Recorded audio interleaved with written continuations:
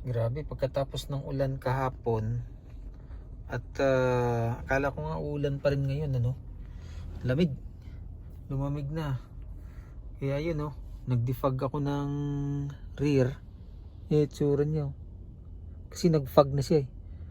Pating sa side, no? Sa side niya nag-fog na rin. So hindi natin makikita. Ay, medyo nawala kasi bumaba tayo rito sa basement.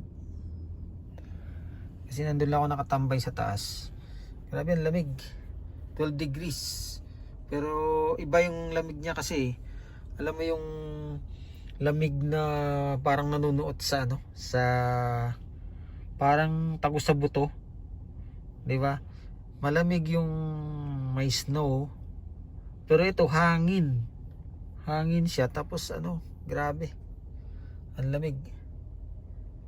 Mas malamig yata ngayong year na to kaysa last year. Kaya bumaba tayo dito sa basement, eh. Yan, dumi ng ano natin kasi umulan to kahapon, eh. Yun, oh. Hindi pa natin nalilinis. Sa gilid natin, itong salamin natin, yung windshield, ang dumi rin. Saka na lang linis niyan pagka, kasi uulan pa yan sigurado, eh. Yan, shoutout sa mga all, sa mga subscribers natin, ano. Maraming salamat sa inyong patuloy na suporta. God bless everyone.